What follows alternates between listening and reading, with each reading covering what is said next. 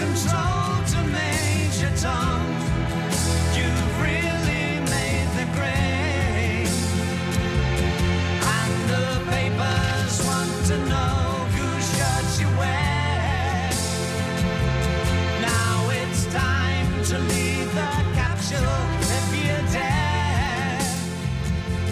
Space Odyssey, Gérald Roux, Oui. c'est vous qui êtes le vrai fan et spécial. On sent que vous êtes très ému de cette mort de David Ouais. Bowie. On comprend parce que quand on est un vrai rocker comme vous, quand on connaît aussi bien la musique, c'est tout un pan qui s'en va avec la mort de David Bowie et notamment cette chanson 69, Space Odyssey. C'est là que le personnage naît, pas tout à fait formé encore. C'est là que, mais on sent qu'il y a quelque chose. c'est là que les moment-là. Anglais découvrent en fait David Bowie, qui en fait fait de la musique depuis 2-3 ans, et puis bon, ça ne marche pas tout de suite beaucoup.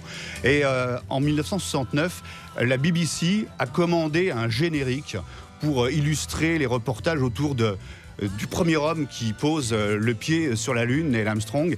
Et c'est Bowie qui est choisi avec ce titre-là, avec Space Oddity. Et c'est comme ça qu'on le connaît à l'époque en Grande-Bretagne, pas forcément en France d'ailleurs, et on y reviendra beaucoup plus tard, parce que Bowie, c'est quelqu'un qui va mettre beaucoup de temps à être vraiment connu par le grand public. Mais c'était un producteur avant tout, non, à ce moment-là, David Bowie. En tout cas, il était pas vraiment sur le devant de la scène, pas du tout. Il n'était pas sur le devant de la scène.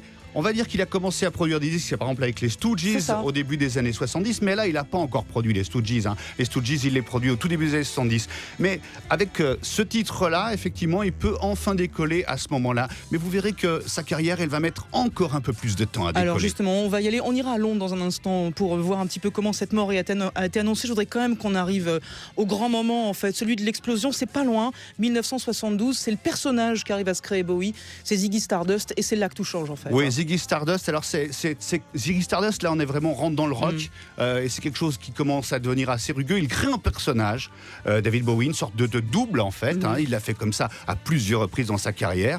Ziggy Stardust, c'est un personnage qu'il crée un peu inquiétant comme ça, et c'est comme ça qu'il va apparaître devant le public, devant ses fans. Il va s'appeler lui-même Ziggy. Il est Ziggy.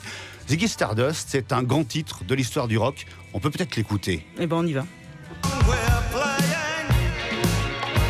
Alors ça, c'est Let's Dance. Ouais, dommage, c'est pas grave. C'est bien après, c'est dans les années 80.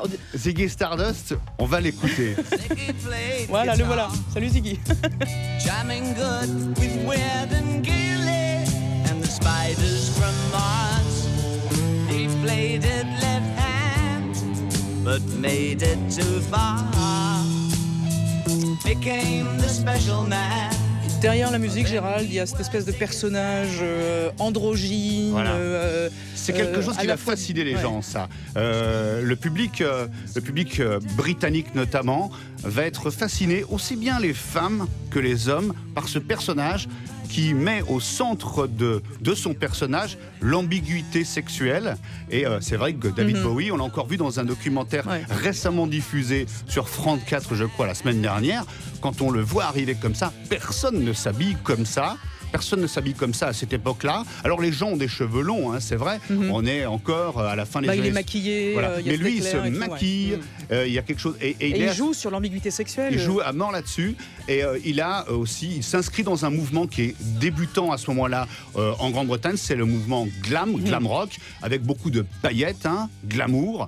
Et c'est dans cette ligne qu'il va s'inscrire. Et c'est à ce moment-là qu'il va vraiment commencer à démarrer sa carrière dans le glam rock. Vous bougez pas, Gérald. On reste ensemble, évidemment. Je voudrais qu'on aille faire un aller-retour à Londres avec vous. Franck Madvon. Bonjour Franck. Bonjour Fabienne. C'est sur les réseaux sociaux, sur Twitter, sur Facebook d'abord, que la nouvelle de la mort de David Bowie a été annoncée.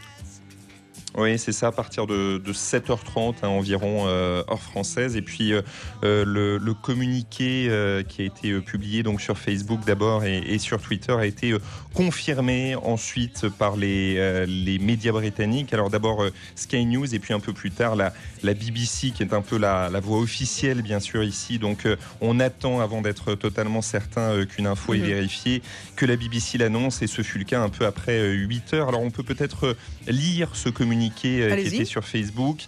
David Bowie est mort en paix aujourd'hui, entouré de sa famille, après une bataille courageuse de 18 mois contre le cancer. Alors que beaucoup d'entre nous partagent cette perte, nous vous demandons de respecter la vie privée de la famille pendant ce temps de deuil. Fermez les guillemets, voilà. David Bowie avait 69 ans. Il avait eu 69 ans vendredi, le jour de la sortie de son album. De son dernier album, et oui, son album Black Star, le dernier. Il est donc mort à 69 ans. Il est mort à New York, a priori. Vous savez, Fabienne, qu'il avait déménagé aux États-Unis depuis de très longues années. Il y avait eu beaucoup de spéculations ces dernières années sur son état de santé. Il avait pratiquement disparu de la scène depuis 2004. Ouais, c'est ça, ouais. Ben oui, et on se demandait justement ce qu'il en était de son état de santé aujourd'hui. Je ne sais pas si vous avez vu le dernier clip de David Bowie, Black Star, mais c'est vrai qu'on le voit sur ce clip assez marqué physiquement, le visage émacié, et donc David Bowie était sans doute déjà malade à ce moment-là. Merci beaucoup Franck Madvon. Et juste avant les titres, Gérald, effectivement ce visage un peu émacié, mais c'est pas vous qui me contredirez, la voix en revanche dans Black Star, c'est impressionnant, c'est exactement la même, elle n'a pas bougé ou quasiment pas. Effectivement, parce que quand on le voit comme ça, on peut se dire vraiment, là, David Bowie, il a pris un coup de vieux avec quelque chose qui, effectivement, la maladie, on en parlait depuis de nombreuses années. Le cancer de David Bowie, c'est le truc dont on parlait beaucoup dans le monde du rock et même parmi les fans. Et la voix qu'on a pu entendre vendredi matin quand Yann Bertrand a passé les extraits, effectivement. Alors des fois, il a des moments où il a une voix très fluette par moment. Puis alors, à d'autres moments, on a cette voix qui reste quasi intacte. À 69 ans, les voix, elles changent, normalement. Les nôtres changent.